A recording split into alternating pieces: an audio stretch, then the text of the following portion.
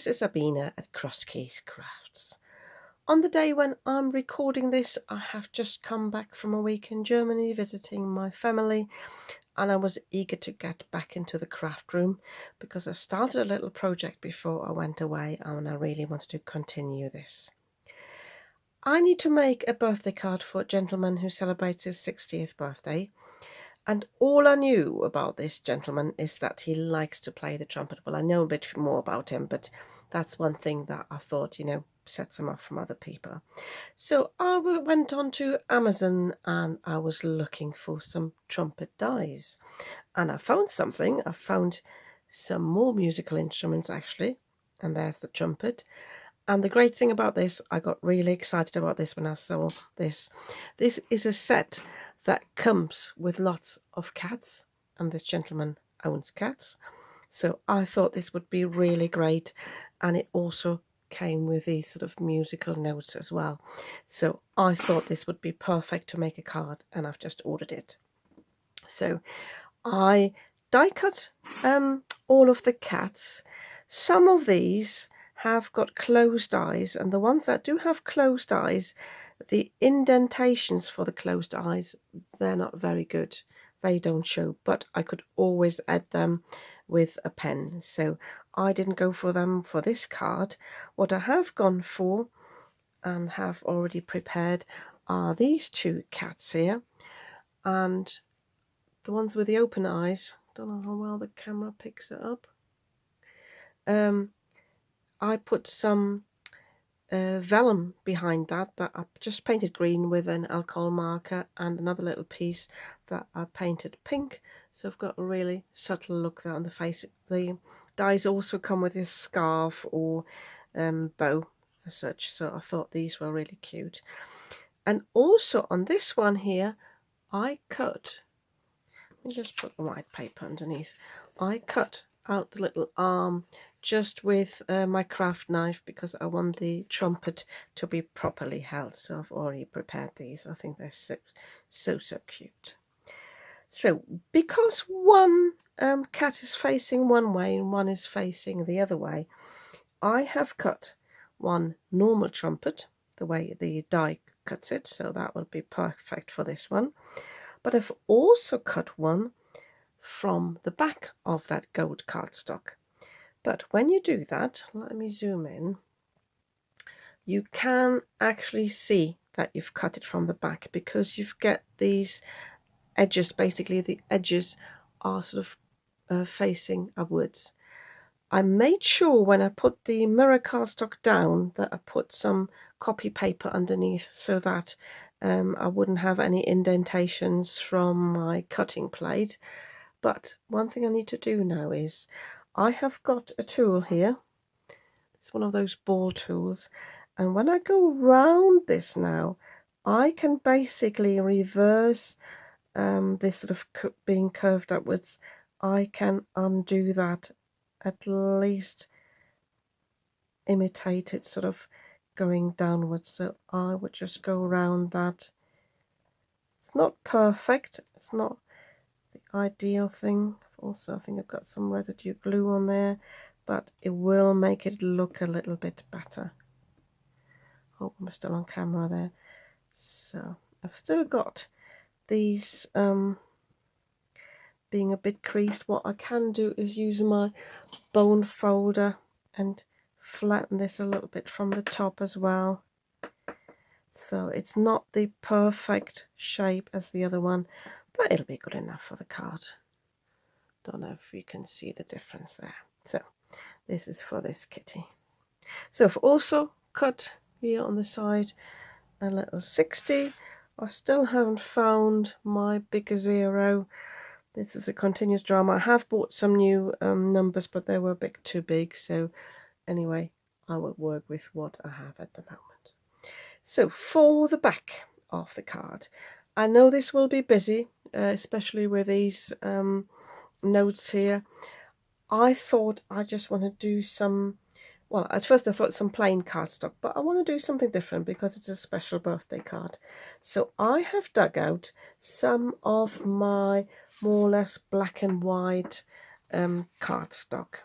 These are some cut-offs I very recently sent, oh not that one, send one of my subscribers some 8x8 sheets that she asked for. I just cut them from my 12x12 sheets, and I thought, well, I better use up what I have got left here. And my idea is to cover this 7x5 piece of copy paper with strips of these, but I want to tear the paper. I'm well aware that this one here actually is sort of, you know, sideways if I tear it like this, but I don't think it matters. But because this is cardstock, I think I will have quite a thick layer because I want these to overlap, but I think I'm okay with that. So all I'm doing is I'm tearing into this. Let me just see how wide that is. I just eyeballed that. That's about a quarter and an inch and a quarter, sorry. And I'm just tearing this away.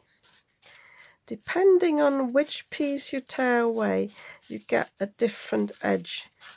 But I want some of this white paper to show. Not as much as I've got here, so I will tidy this up a little bit.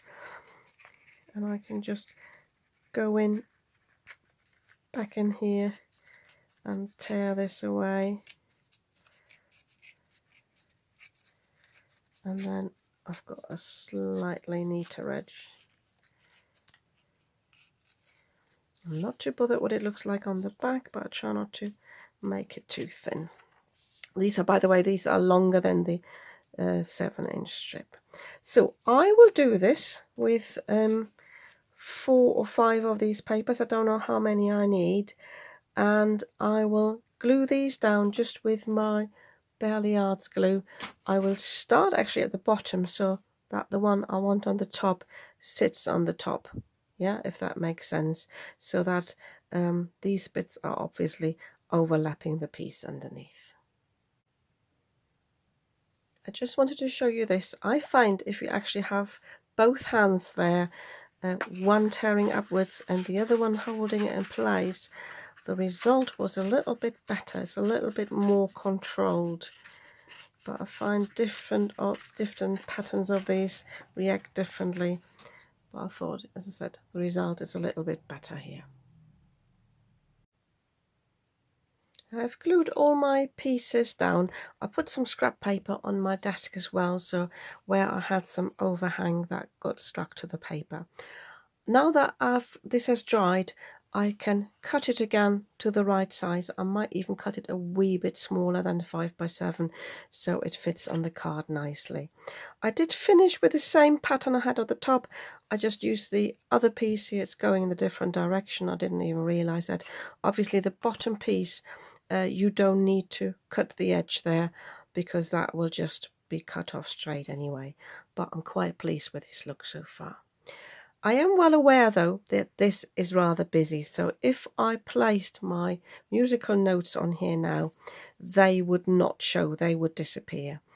I had already planned to actually cover this with some vellum, so I'm going to show you how you prepare that. There are different ways to adhere vellum so that you can't see the glue through it. My preferred method is actually to cover it in some double-sided adhesive. I've also got these sort of dotted sticky sheets here in my stash. I've never tried that, but I would assume that that is slightly invisible. But for my card today, I have actually decided to put the vellum behind a frame. I've got these nesting dies here. These are sort of 2 nesting dies apart, which give me a bigger frame, and I think I'm going to cut that from white cardstock. I haven't quite decided yet, but I think white would pop nicely.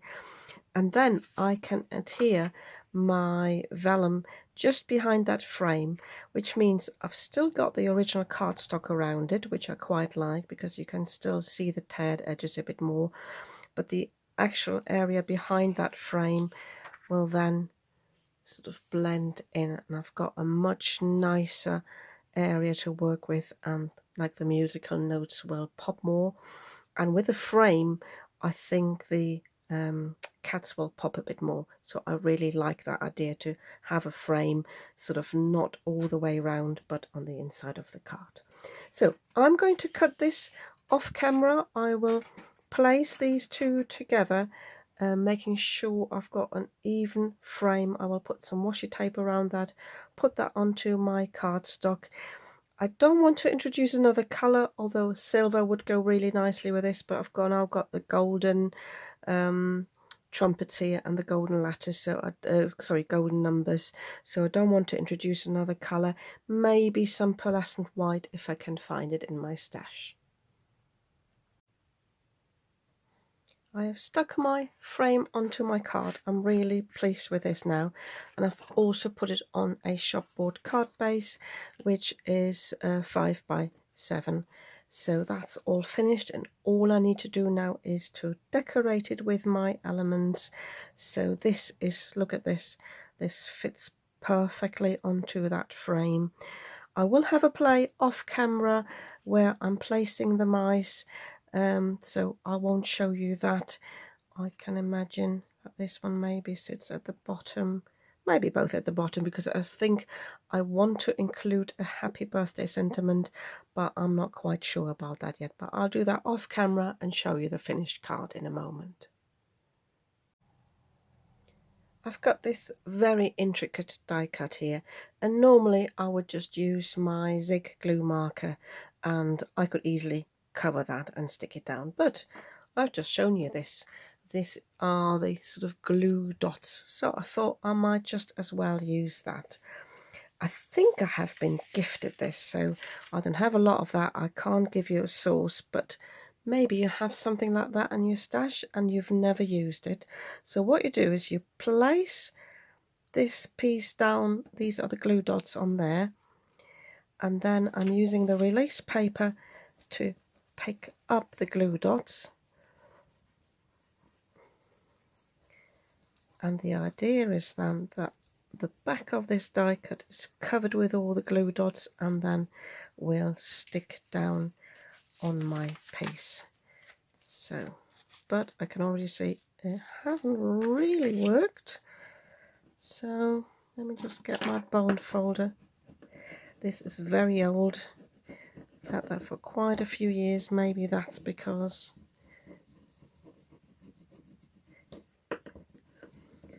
this is why sometimes we should just use up our stash and not leave it in the drawers until it doesn't work anymore.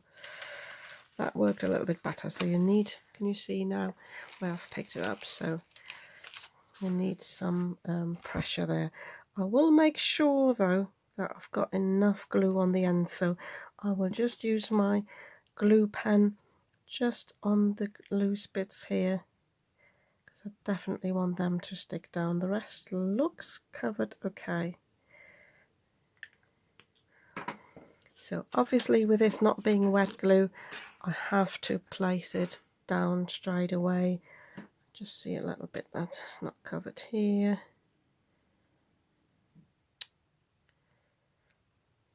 This glue dries tacky very quickly, so that should be okay. So as I said, I'm trying to place it so that end sticks there. I'm placing it a bit further to the top to leave some space for the kittens, and hopefully that ends there nicely. Yeah, I'm happy with that. This top one overlaps a little bit, but at least the front one is down straight. And I'm just using some scrap paper again that's not sticky, just to apply some pressure. So yeah, just an idea, not to entice you to buy that, but if you have it in your stash, better use it. Here's my finished card. I added the 60 on a die cut circle. I thought that gave a really nice look. I found this happy birthday sentiment that's from the Papercraft Society Advent Calendar 2023 that fitted perfectly on the width of the frame there. And then I added the cats there. This one a little bit lower, this one I placed a little bit higher. It does cover the musical notes a little bit, which looks a little bit awkward, but yeah, it's not too bad. In hindsight, I might have even cut that away, but this is what this die is actually for. So if you don't want to have anything in the background, you can cut the notes individually there, place them on here, and then just use this die here. But yeah, I'm really pleased with this, so I hope it's an interesting technique for you, using, well, paper strips. You can use them as they are, or putting some vellum on the top to mute them down to then put your embellishments over the top. Yeah, I'm sure the recipient will be really happy with this card. Yeah, I am as well.